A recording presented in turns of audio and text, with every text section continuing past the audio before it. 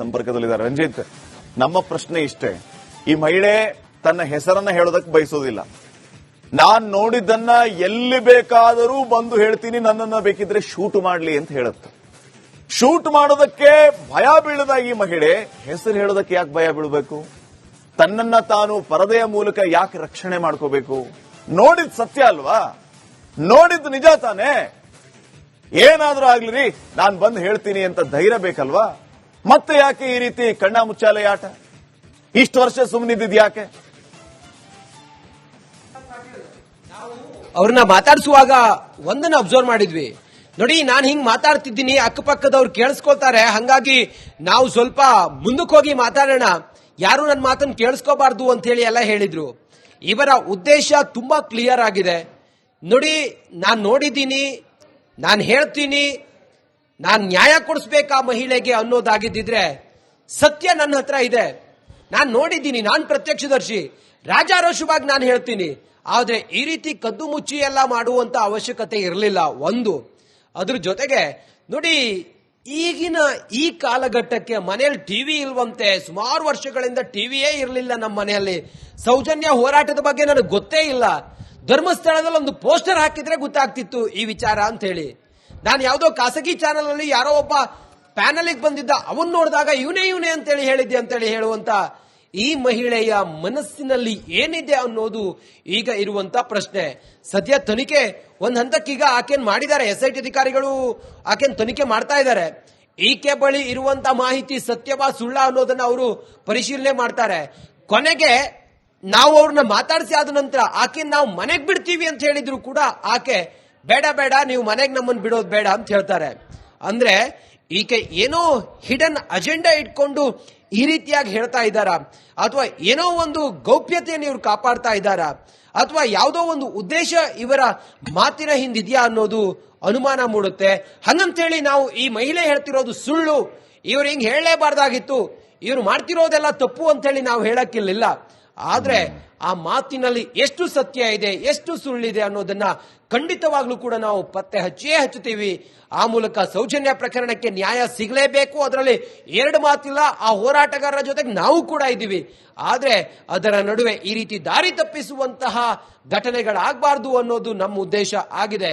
ಅದ್ರ ಜೊತೆಗೆ ಶ್ರೀ ಕ್ಷೇತ್ರ ಧರ್ಮಸ್ಥಳಕ್ಕೆ ಕಪ್ಪು ಚುಕ್ಕೆ ತರೋದು ಅಥವಾ ಅಪಚಾರ ಮಾಡುವಂತ ಕೆಲಸ ಯಾರು ಕೂಡ ಮಾಡಬಾರ್ದು ಅನ್ನೋದು ಕೂಡ ನಮ್ಮ ವಿಚಾರ ಆಗಿದೆ. ನಾವು ಕೇಳಿದಂತ ಪ್ರಶ್ನೆಗೆ ಇವರು ಕೆಲವು ಹಾರಿಕೆ ತೇಲಿಸುವ ಉತ್ತರವನ್ನು ಕೊಡ್ತಾರೆ. ಇದನ್ನೆಲ್ಲ ನೋಡಿದಾಗ ಇವ್ರ ಬಗ್ಗೆ ಅನುಮಾನ ಮೂಡುತ್ತೆ.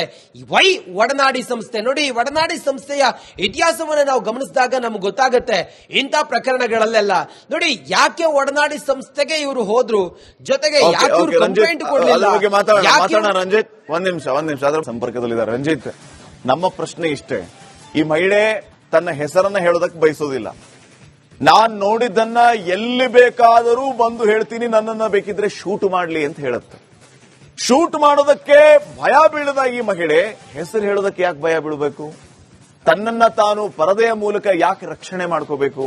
ನೋಡಿದ್ ಸತ್ಯ ಅಲ್ವಾ? ನೋಡಿದ್ದು ನಿಜ ತಾನೆ? ಏನಾದ್ರೂ ಆಗ್ಲಿ ನಾನ್ ಬಂದು ಹೇಳ್ತೀನಿ ಅಂತ ಧೈರ್ಯ ಬೇಕಲ್ವಾ? ಮತ್ತೆ ಯಾಕೆ ಈ ರೀತಿ ಕಣ್ಣ ಮುಚ್ಚಾಲೆ ಆಟ? ಇಷ್ಟು ವರ್ಷ ಸುಮ್ಮನಿದ್ದಿದ್ ಯಾಕೆ? ಅವ್ರನ್ನ ಮಾತಾಡಿಸುವಾಗ ಒಂದನ್ನ ಅಬ್ಸರ್ವ್ ಮಾಡಿದ್ವಿ ನೋಡಿ. ನಾನು ಹಿಂಗ್ ಮಾತಾಡ್ತಿದ್ದೀನಿ, ಅಕ್ಕಪಕ್ಕದವ್ರು ಕೇಳಿಸ್ಕೊಳ್ತಾರೆ, ಹಂಗಾಗಿ ನಾವು ಸ್ವಲ್ಪ ಮುಂದಕ್ಕೆ ಹೋಗಿ ಮಾತಾಡೋಣ, ಯಾರು ನನ್ನ ಮಾತನ್ನು ಕೇಳಿಸ್ಕೋಬಾರ್ದು ಅಂತ ಹೇಳಿ ಎಲ್ಲ ಹೇಳಿದ್ರು. ಇವರ ಉದ್ದೇಶ ತುಂಬಾ ಕ್ಲಿಯರ್ ಆಗಿದೆ ನೋಡಿ. ನಾನು ನೋಡಿದ್ದೀನಿ, ನಾನು ಹೇಳ್ತೀನಿ, ನಾನು ನ್ಯಾಯ ಕೊಡಿಸ್ಬೇಕಾ ಮಹಿಳೆಗೆ ಅನ್ನೋದಾಗಿದ್ದಿದ್ರೆ ಸತ್ಯ ನನ್ನ ಹತ್ರ ಇದೆ. ನಾನು ನೋಡಿದ್ದೀನಿ, ನಾನು ಪ್ರತ್ಯಕ್ಷದರ್ಶಿ, ರಾಜಾರೋಷವಾಗಿ ನಾನು ಹೇಳ್ತೀನಿ.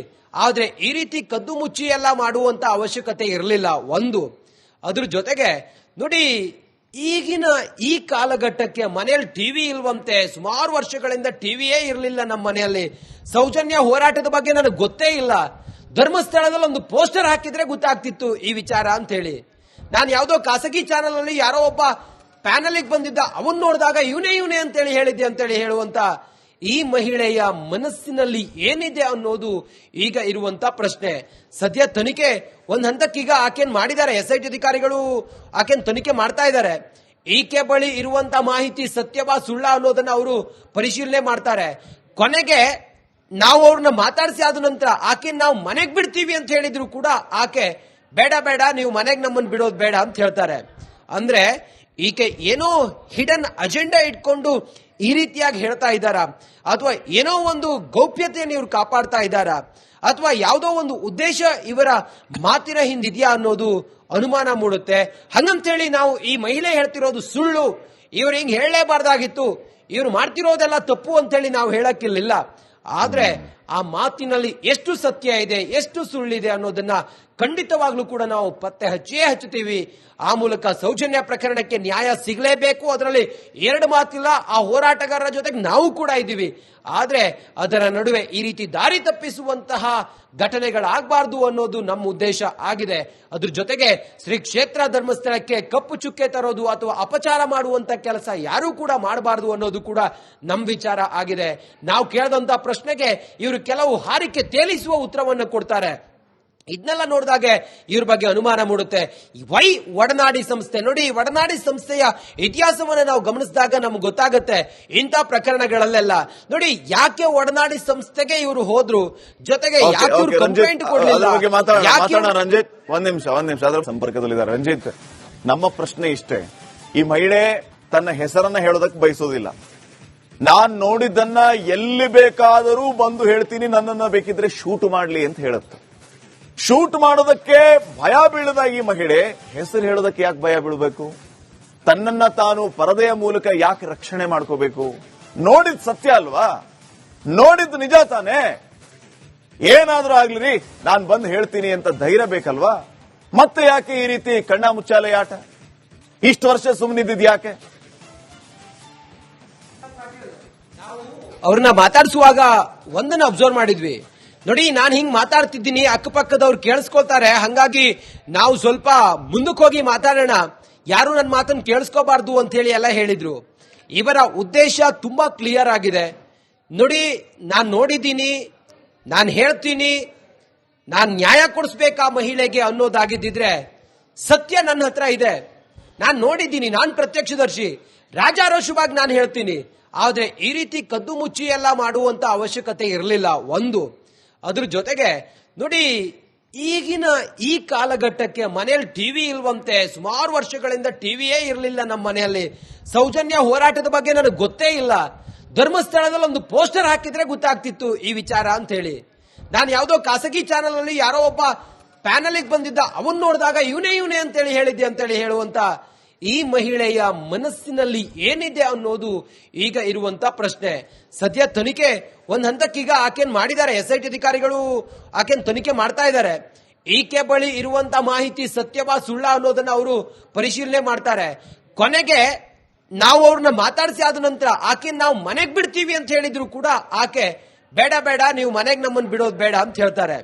ಅಂದ್ರೆ ಈಕೆ ಏನೋ ಹಿಡನ್ ಅಜೆಂಡಾ ಇಟ್ಕೊಂಡು ಈ ರೀತಿಯಾಗಿ ಹೇಳ್ತಾ ಇದ್ದಾರಾ, ಅಥವಾ ಏನೋ ಒಂದು ಗೌಪ್ಯತೆಯನ್ನು ಇವ್ರು ಕಾಪಾಡ್ತಾ ಇದ್ದಾರಾ, ಅಥವಾ ಯಾವುದೋ ಒಂದು ಉದ್ದೇಶ ಇವರ ಮಾತಿನ ಹಿಂದಿದೆಯಾ ಅನ್ನೋದು ಅನುಮಾನ ಮೂಡುತ್ತೆ. ಹಂಗಂತೇಳಿ ನಾವು ಈ ಮಹಿಳೆ ಹೇಳ್ತಿರೋದು ಸುಳ್ಳು, ಇವ್ರು ಹಿಂಗ್ ಹೇಳಲೇಬಾರ್ದಾಗಿತ್ತು, ಇವ್ರು ಮಾಡ್ತಿರೋದೆಲ್ಲ ತಪ್ಪು ಅಂತೇಳಿ ನಾವು ಹೇಳಕ್ಕಿಲ್ಲ. ಆದ್ರೆ ಆ ಮಾತಿನಲ್ಲಿ ಎಷ್ಟು ಸತ್ಯ ಇದೆ, ಎಷ್ಟು ಸುಳ್ಳಿದೆ ಅನ್ನೋದನ್ನ ಖಂಡಿತವಾಗ್ಲೂ ಕೂಡ ನಾವು ಪತ್ತೆ ಹಚ್ಚುತ್ತೀವಿ. ಆ ಮೂಲಕ ಸೌಜನ್ಯ ಪ್ರಕರಣಕ್ಕೆ ನ್ಯಾಯ ಸಿಗಲೇಬೇಕು. ಅದರಲ್ಲಿ ಎರಡು ಮಾತಿಲ್ಲ. ಆ ಹೋರಾಟಗಾರರ ಜೊತೆಗೆ ನಾವು ಕೂಡ ಇದ್ದೀವಿ. ಆದ್ರೆ ಅದರ ನಡುವೆ ಈ ರೀತಿ ದಾರಿ ತಪ್ಪಿಸುವಂತಹ ಘಟನೆಗಳಾಗಬಾರ್ದು ಅನ್ನೋದು ನಮ್ಮ ಉದ್ದೇಶ ಆಗಿದೆ. ಅದ್ರ ಜೊತೆಗೆ ಶ್ರೀ ಕ್ಷೇತ್ರ ಧರ್ಮಸ್ಥಳಕ್ಕೆ ಕಪ್ಪು ಚುಕ್ಕೆ ತರೋದು ಅಥವಾ ಅಪಚಾರ ಮಾಡುವಂತ ಕೆಲಸ ಯಾರೂ ಕೂಡ ಮಾಡಬಾರದು ಅನ್ನೋದು ಕೂಡ ನಮ್ಮ ವಿಚಾರ ಆಗಿದೆ. ನಾವು ಕೇಳಿದಂತ ಪ್ರಶ್ನೆಗೆ ಇವರು ಕೆಲವು ಹಾರಿಕೆ ತೇಲಿಸುವ ಉತ್ತರವನ್ನು ಕೊಡ್ತಾರೆ.